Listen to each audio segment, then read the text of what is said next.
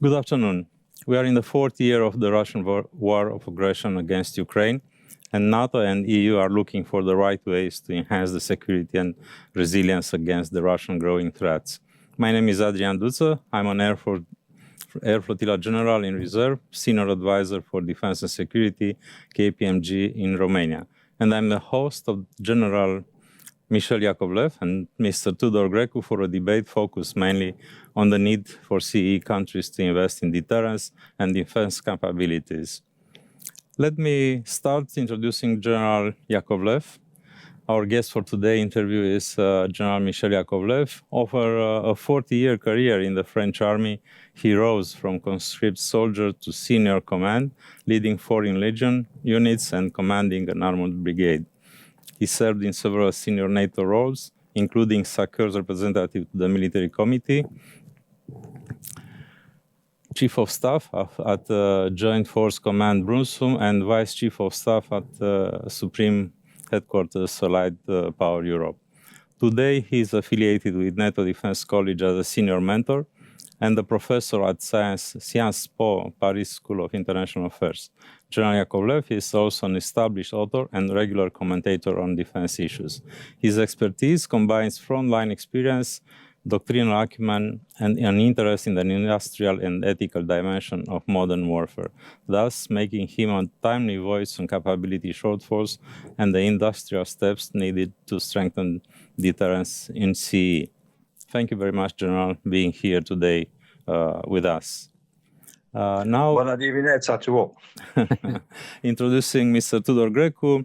Tudor is a partner, head of advisory, KPMG in Romania and Moldova, CEE head of defense. He coordinates the advisory division for Romania and Moldova, where he leads a team of over 200 specialists in consulting and transactions. Under his guidance, KPMG provides integrated services in areas such as cybersecurity, technology, valuations, restructuring, outsourcing, and transaction advisory, with applicability in strategic sectors like financial services, energy, and defense. In his regional role as CEE head of defense, Tudor is actively involved in defining and implementing KPMG defense strategy for Central and Eastern Europe. Thank you very much, Tudor. Thank you. Let's start with the first question for General Michel Yakovlev. Some estimates suggest Russia could rebuild its military capacity as early as 2027. Additionally, the peace talks between Ukraine and Russia signal a protracted conflict. All this creates an unstable security environment, only highlighting the need for CEE countries to invest in deterrence and defense capabilities. Building on this idea, could you identify any capability and industrial deficits in CEE that, if left unaddressed, could undermine deterrence? Thank you very much for the question and for the interest in this topic. Basically, Europe does have large capacities, except that quite often it doesn't realize. That said, we are short in a number of domains. One is very obvious from the military revolution that we see now. It's drones. As everyone says, we need drones. And what type of drone? You don't care. Any type of drone, from first FPV to large scale and so on. We haven't converted to the drone revolution. Basically, none of us. The second shortfall is ammunition. Everyone is aware that we need ammunition, not only to support Ukraine, but also for our own ends. And if people say, what kind of ammunition? Any type of ammunition. Artillery, airborne, air ammunition, air defense ammunition, small caliber, and so on. We are just not up to scale the way we were 30 years ago. And for me, a little known is electronic warfare. Mm-hmm. Both Russia and Ukraine have made quantum leaps in electronic warfare, and I suspect most of our countries are still stuck in long-term plans to develop electronic warfare. And with all this said, it's a mentality, an approach to procurement that needs to change, not necessarily for every big ticket item, but for those I've mentioned, the so-called spiral procurement. You buy good enough and you improve, because in the meantime you have lost it in any case, and you don't look for top of the range, state of the art, very expensive stuff. Of which a very bad example is Euromail, the Euro drone co-developed by at least France and Germany, which is very expensive, has 2 engines because our German friends insisted on that. In essence, a drone is supposed to be a dispensable aircraft. When it comes at the same cost as a man-piloted aircraft, then you don't see where the point is. So it's a new approach. Thank you, General. That means drones, ammunitions, and electronic warfare in this order, you mean? Because you already answered to the follow-up question, what are the priorities? Thank you very much. General, before we started this interview, you mentioned that you have visited Romania, more specifically Cincu, 2 years ago. Yes. And that brings me to an area of interest that we have. And I would like to bring the discussion towards the growing role of France in the region. And I'm referring here both military and industrially. Military, for example, as lead nation at the Cincu military base, industrials with companies such as Thales or Airbus, which are becoming increasingly engaged in the CEE defense market. For instance, Thales had a partnership with the Romanian army for over 20 years, having been involved in naval projects, provided air traffic management systems, and partnered with the Eli Nuclear Research Center in Magurele.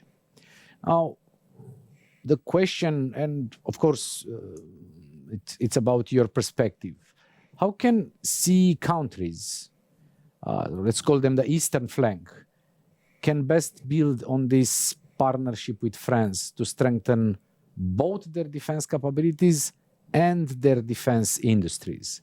Because this connection, it's very important for each of the countries in the Eastern flank. The connection between building deterrence, but having also a positive effect on the industry. Yeah, thank you for that. As you know, I have no personal interest in the industry. It just happens I visited Airbus in Brasov.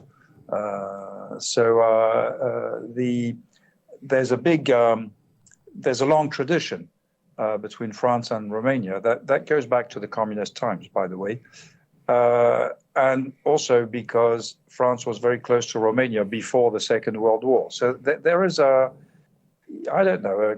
cultural, maybe a bit sentimental link. You know, the French are actually quite sentimental when it comes to that. For that, our interest in Romania, as you know, it's our largest deployment under NATO, and reinforcing it to brigade level is something we're very proud of. I heard the Chief of Staff of the Army 2 weeks ago in a meeting, and seen from the French side, it's an important relationship and one in which we invest a lot. And in particular, when we deployed the tank battalion, doing it very fast, we're very proud that we were the fastest by far of any NATO member to deploy within a week. And we deployed with the view of staying there. I visited the camp. From the beginning, there was large investment, thanks to host nation support, your nation. We're there for the long haul, and we are honestly ready to fight. From what I've seen of the French military there, they are definitely in the mentality that if we have a problem, we will fight with our Romanian friends and allies. It may be a NATO secret under which command arrangements and so on, but but these are. It's for us. It's a given.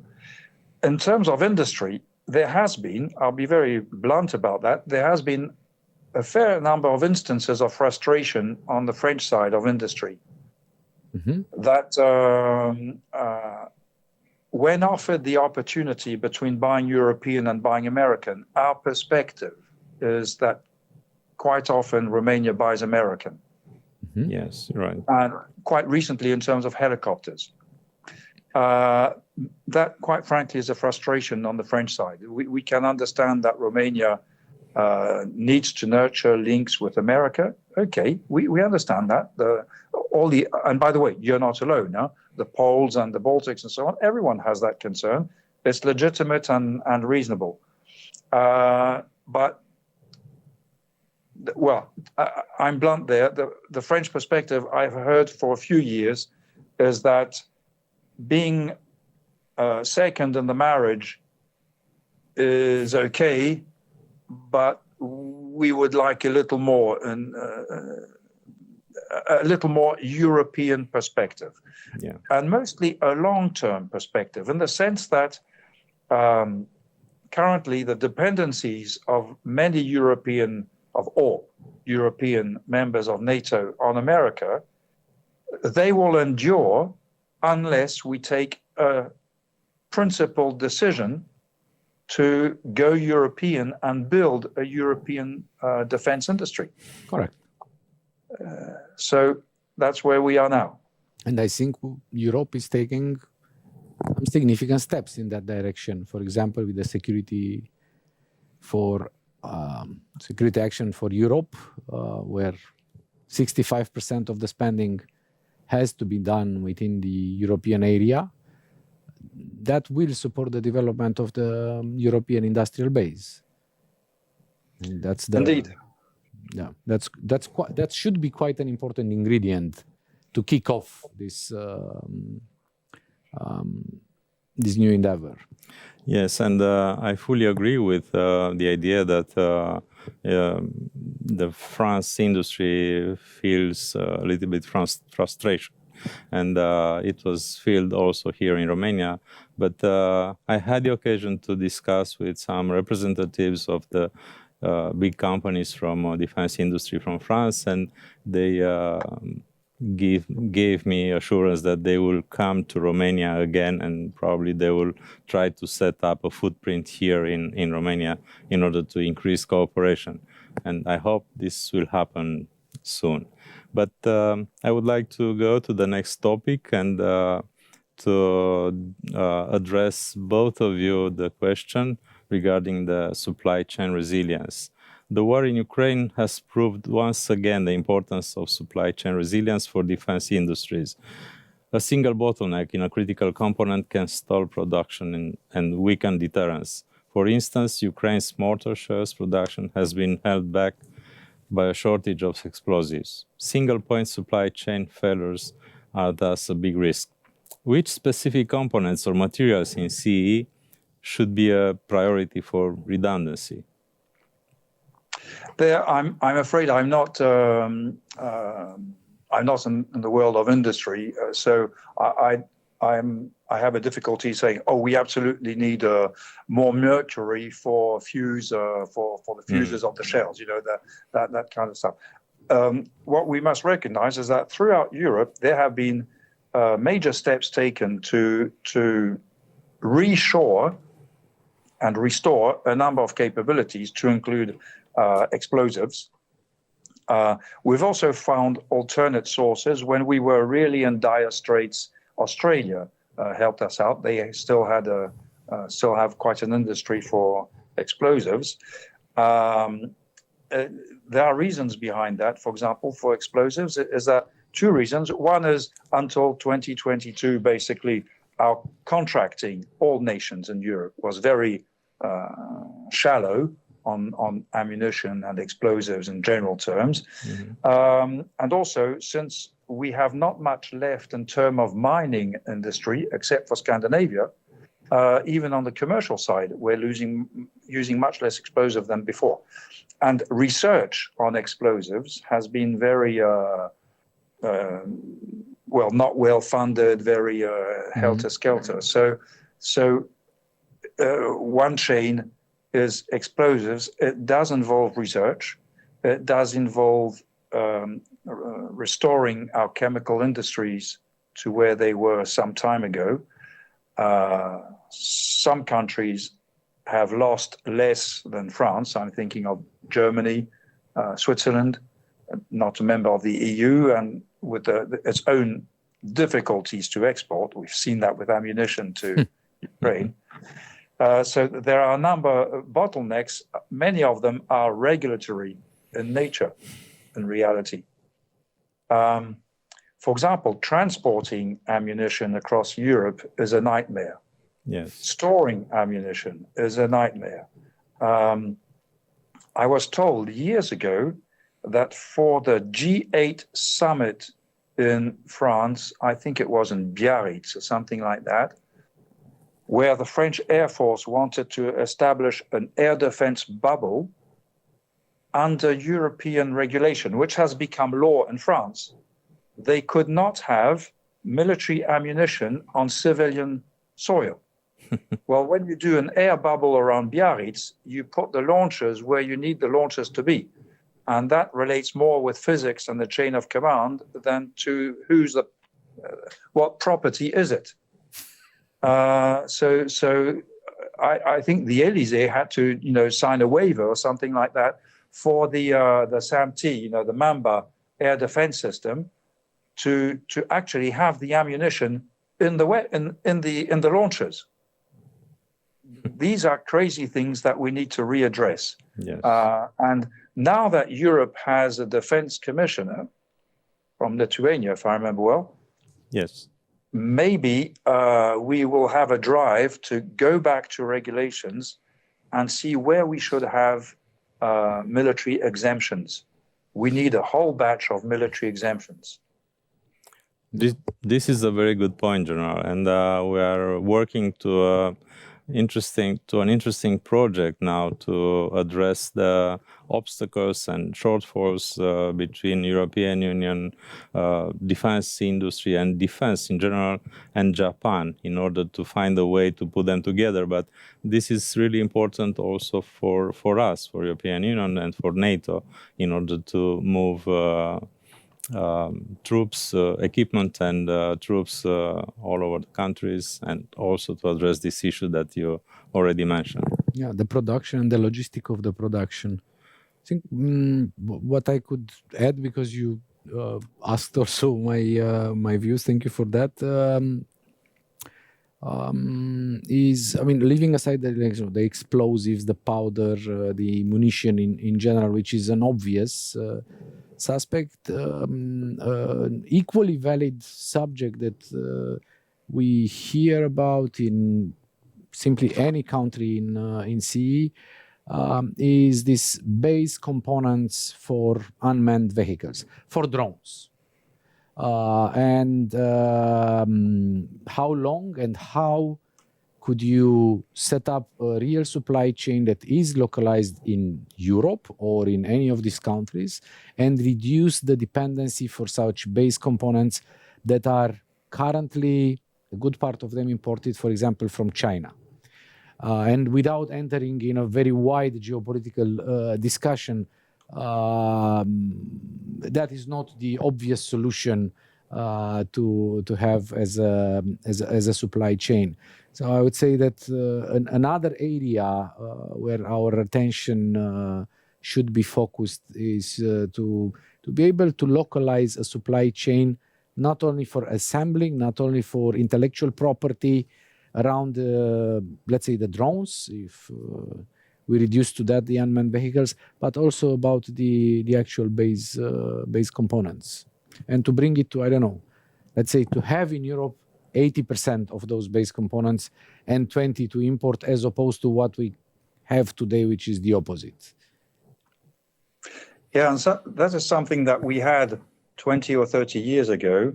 And many of these components are not they're not that high range in terms of production.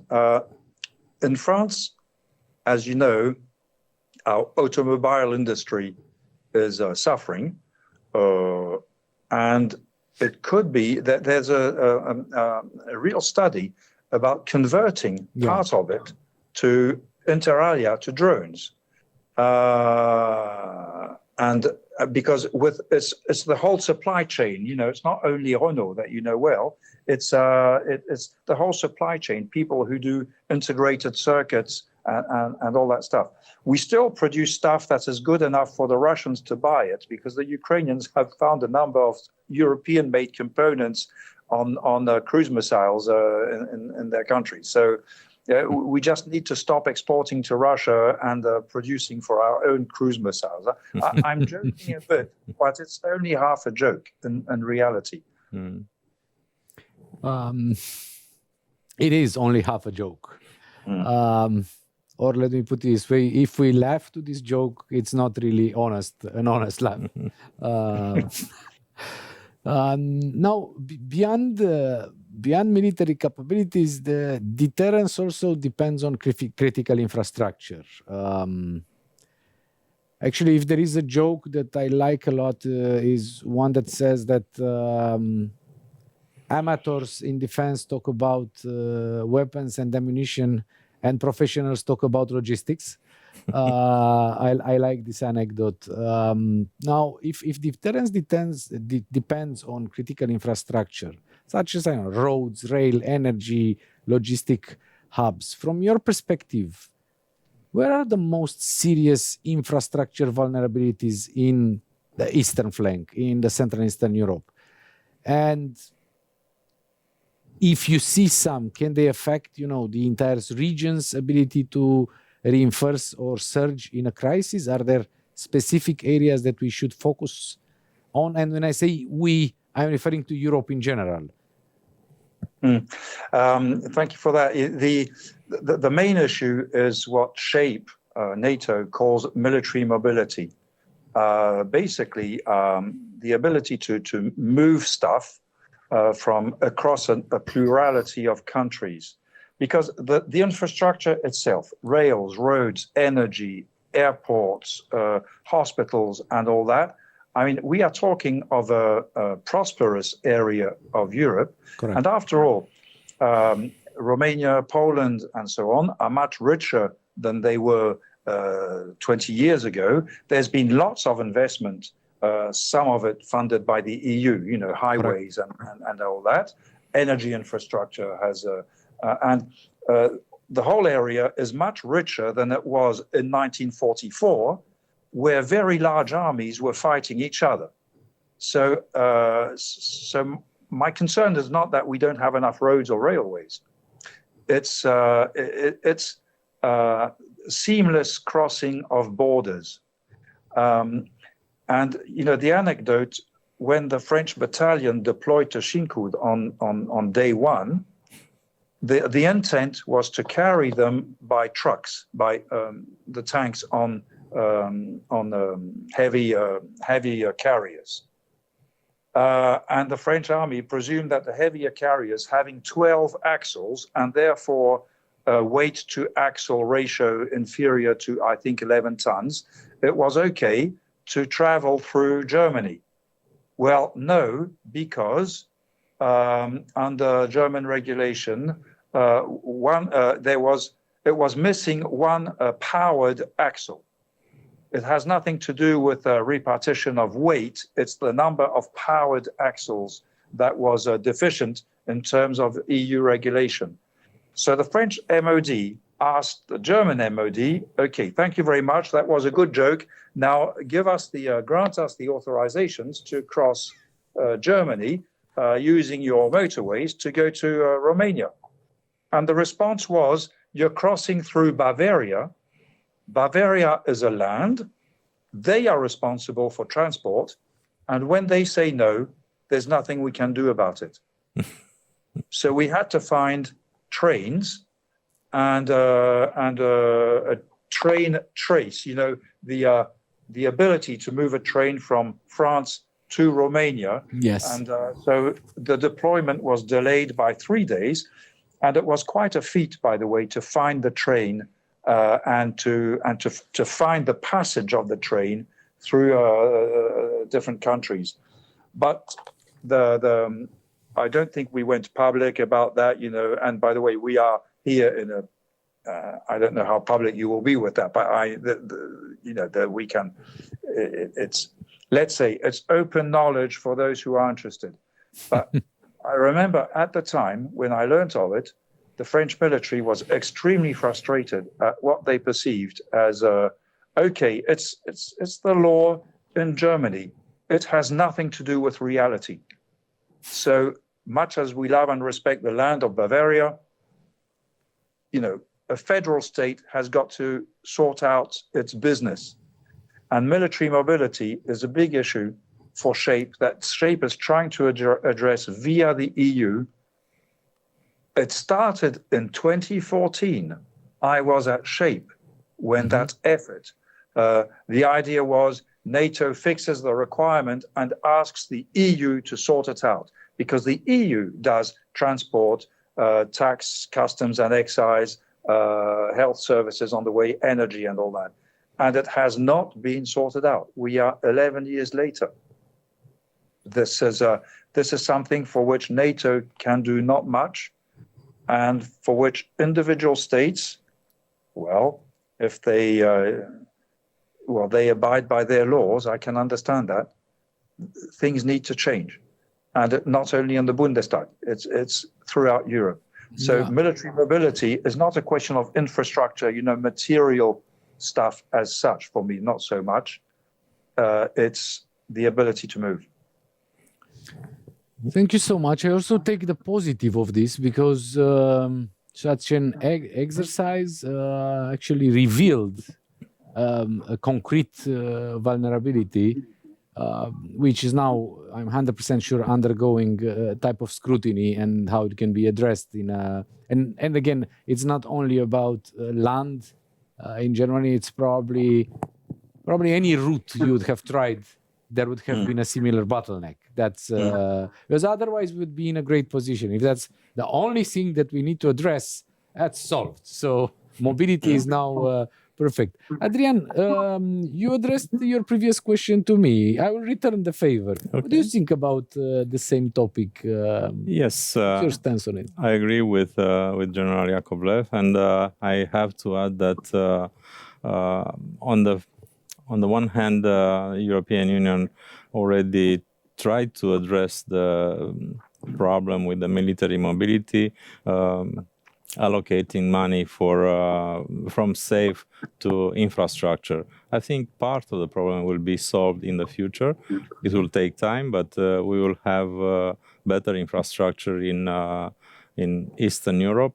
But we have to be careful, because in some cases the connection between west and east, it's better than south and north, and we have to pay attention also to this problem.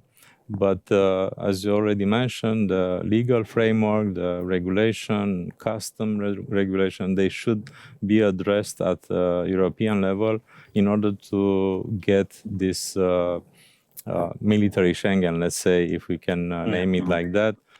It's not possible to spend 2 months and a half in order to bring equipment from France to Romania.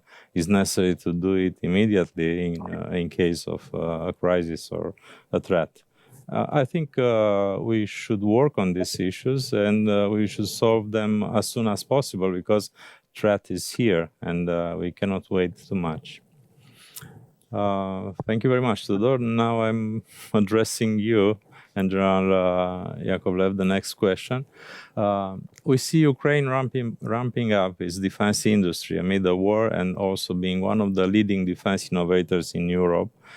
With this in mind, to what extent can Ukraine defense industry and its defense innovation ecosystem be integrated into CEE manufacturing or defense industry and supply chains? What technical or practical barriers would you expect? Well, first of all, I believe we should do everything we can to help Ukraine produce what they need for their own defense. And the way they see it, they need money more than anything else. We need to invest in their defense. Now, Europe has invested a lot in Ukraine. Unfortunately, the current plans, if I understand well, end in 2025. And now we've got to go into new plans for 2026 and further. And as you know, two nations are being a bit obstructive in that respect, close to you. So we must, and also a number of EU nations will have problems finding the money. But if we don't understand that, if we don't provide the investment needed for Ukraine, it means that we fail Ukraine. Now, I understand that Denmark has been very much at the forefront by developing, in essence, Ukrainian defense capabilities in Denmark. So that way, so it's a Ukrainian firm or group of firms setting up shop in Denmark, where they are normally not under threat, and where they can use their own expertise and enjoy the benefits of a stable energy and so on. I think that's a model that we could replicate whenever we can, wherever we can. We do have idle capability in Europe in the automobile industry that needs to be reoriented. On previous trends, it didn't take years to reorient automobile industry to defense. In reality, it's happened before. And they use components and batteries and smaller engines, activators, and so on. Everything that is of use in military hardware. I have a feeling I'm slipping a bit out of the question. Can you? I think the question was how we can also integrate, this defense industry advance that Ukraine obviously has for wrong reason, but still they have it. How can we integrate that also into European manufacturing, Central and Eastern Europe manufacturing? How can we benefit on a longer term of these advancements? Yeah, well, it's more in your realm than mine, because you know much more about industry and all that. But I suspect joint ventures where they bring the expertise and the understanding of the market, and we provide capital to include finance and the capacity production. But that's as far as I can go in my expertise. Sorry about that. No, it's absolutely fine. Details or implementation, I'm out of my breath there. I think what we witness in some of the countries in Central and Eastern Europe is either a relocation of, let's say, part of the production of Ukrainian companies in Eastern economies, like in Poland, for example, or in Romania. Today, I was happy to hear from a governmental representative here, also of a memorandum of understanding that supports both Ukraine, financially, but also this endeavor to integrate the advancement they did by a deal whereby you buy or you get the property of or the rights over IPs, Ukrainian IPs in unmanned vehicles, drones, and in exchange, actually, you pay by producing the drones and sending them back to Ukraine. And also, this gives the benefit of having such drones available for the armed forces here in Europe to train on them, because in honesty, no country really wants now to produce 2 million drones or 4 million drones or whatever number of drones. and to keep them somewhere in a storage until they become hopefully obsolete.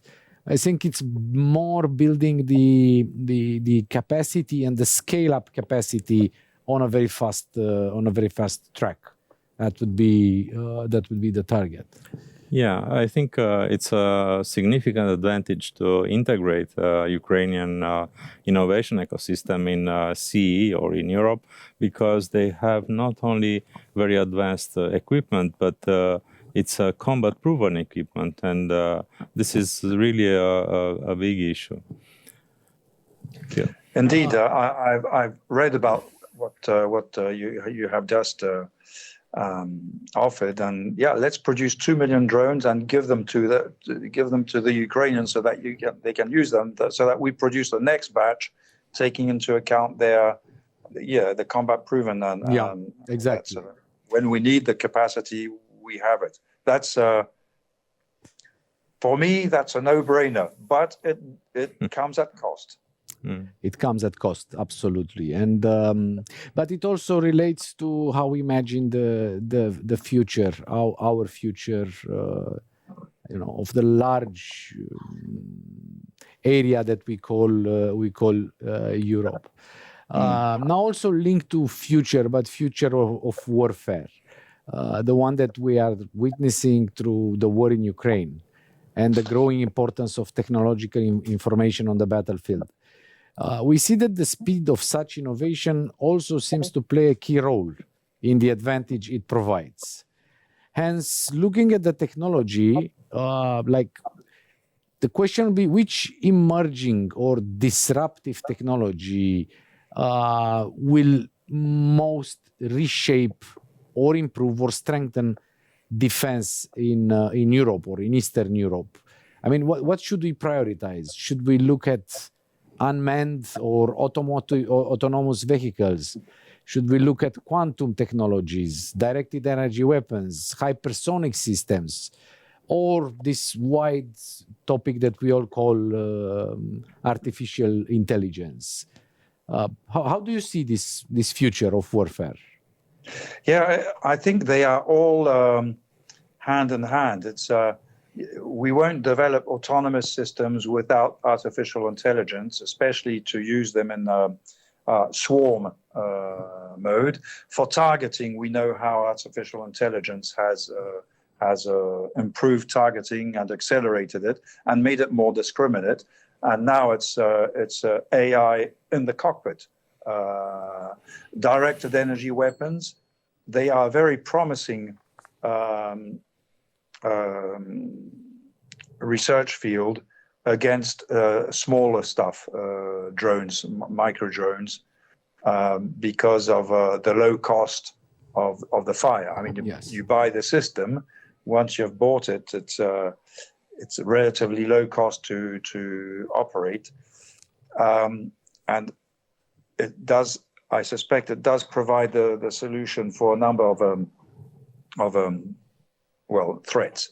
Now, one thing that I think is not researched enough is things that we did before and that we've considered obsolete. For example, short-range air defense artillery, 20 millimeter, 25, 30, 35 millimeter cannon that we had in pretty large numbers in my army, the French army, until 1995. And then it was abandoned. So we had them in storage. And now the Ukrainians are using a lot of them. Yeah. For example, for the tanks today, the idea, now there's a discussion about do we need tanks, but the idea is that the next generation of tank will have a 140 millimeter cannon. Why that? Because the previous generation had 120 and the one before was 105. And before it was 90. So it's just like that, tanks grow ever larger ammunition. Well, there's a very effective gun of the Second World War that the Germans and the Soviets had, and that was 57 millimeter caliber, which was air defense, anti-aircraft to start with. It has a fast rate of fire, something like 100 rounds per minute. Well, the reality is that no armor will resist a succession of 57 millimeter hits. And it's much simpler. You don't need very elaborate fire control because you can do aiming on the run, in the sense that you do the first rounds and then you see where they go and then you adapt. So that's for ground targets. And then for air targets, since it was basically an air defense gun, it's very effective against drones and all that. So one suggestion I'm trying to sell is, why don't you go back into the inventory of the 1960s and see a number of things that were discarded that are effective, low cost, very reliable, like the 14.5 millimeter, the Dushka, extremely reliable and potent weapon. Why don't we just issue those things in large numbers? They can do a large number of things that directed energy weapons would do, except that we have them already. And then for the hypersonic, it's more long-range strike and so on, more strategic systems. In general terms, we need more long-range strike, and a number of solutions are there already to be bought. The Indians have the BrahMos, and the Brazilians develop things. It's not only in America or Europe. There are a number of things that we could buy, have a close look at. Then the question becomes integrating them in our fire control system. But a number of countries in the South have developed highly potent solutions. I think we should have a better look at what is on the market already. So is it AI as opposed to autonomous systems, quantum technology directed? No, it's a whole ecosystem, the word you used earlier.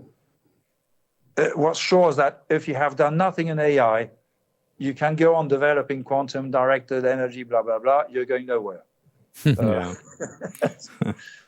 And what I find particularly interesting is that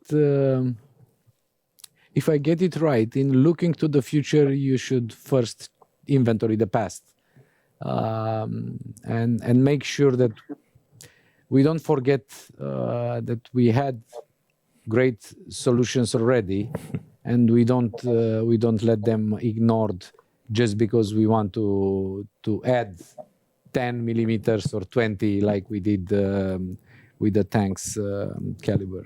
Yes, this is a very good point, General. And it comes to my mind that this could be a solution for the Romanian defense industry, which has legacy Soviet production, but it's under conservation. And now they only should go back to what they've done before and start to produce again this smaller caliber ammunition.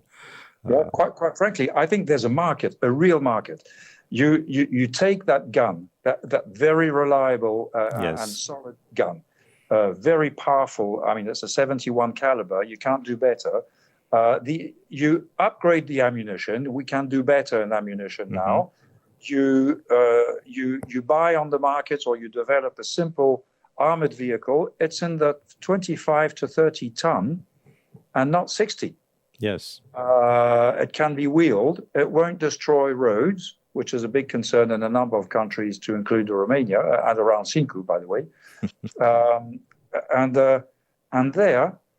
And you demonstrate on the shooting range that this thing will kill any tank of whichever caliber it has concerning the gun. And you can put a missile on it, like the Acheron, 5 kilometer fire and forget beyond the horizon missile. So you can do precision strike at distance. And for meeting engagements, you have a gun that is much better because you can shoot immediately. You don't even need the fire control. Yeah. Once you have that thing, people will realize that maybe you don't need a tank. And that thing also, with a shorter gun, can angle up much more. So to fight in urban areas, our large tanks are very constrained in urban areas because of the length of the barrel and its elevation. Well, with a 4 meter long, the 57 millimeter gun is 4 meter long, basically the barrel. It means that your tank can just point upwards to the top floor of any building, just on the other side of the street. So not only does it do air defense, it also does urban warfare. And by the way, it's much more effective to have one 57 millimeter round per window than 120 or 140 millimeter round. Destroys much less, kills much less people, and so on. So, I mean, if I were in the Romanian defense industry, I'd go on that kind of product, just make it recent in terms of armor, mobility, and, of course, communications. Fire control, integration in the thing. But once you have that, the French and the Brits spent lots of money developing a 40 millimeter cannon. They're very proud of it. And the more I look at it, the more I wonder why they didn't buy 57 millimeter. What does that thing bring that the 57 couldn't do? Yeah. That's over-engineering for me. Good question. Thank you for this instructive answer, General. Now, let me address you the last question of the interview, because it's... yeah, sorry, I've been very lengthy. Huh? No, it's okay. It's good conversation. Actually, we thank you for that and for the advice that we will carry forward to the Romanian industrial decision makers. Now I have a very interesting question and direct one. Could you identify an underlooked strategic spot in the CEE region which could benefit from more investment, both strategically and industrially? Which country do you choose to invest more in the CEE?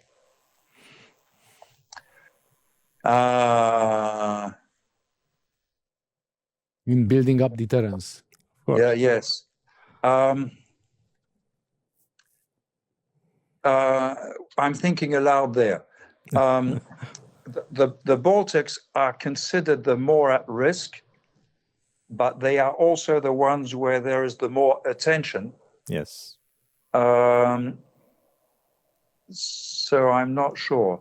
Poland is turning itself into a very big piece to eat. The southern side, that's you and Moldova. The difficulty is that you are on the other side of Hungary and Slovakia, which are a bit complicated members. So if I had to invest strategic capital, it would be to make sure that the linkage with you, Romania, is strong. Currently, you are on the other side of Ukraine. So before a threat becomes a direct threat, and we need to sort out Moldova, Transnistria in particular. It's still a surprise to me that Transnistria exists, but c'est la vie. C'est la vie. I'm convinced that I don't believe Russia will actually win this war in Ukraine, but if it does, and it wants to start again, I think you will be in their sights more than the Baltics.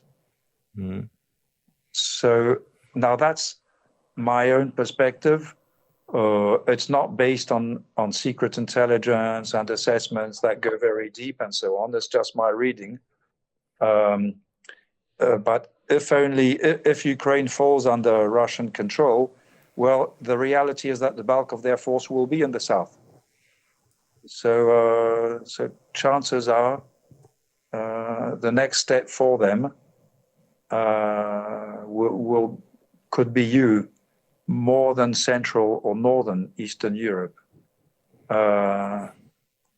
So that's the recommendation I'd make. If I were invited at a NATO forum, that's the thing I'd say. I think we shouldn't discount, in your case, Romania, and I put together Moldova, because Moldova, in one way or another, would be the trigger, the pretext, the whatever.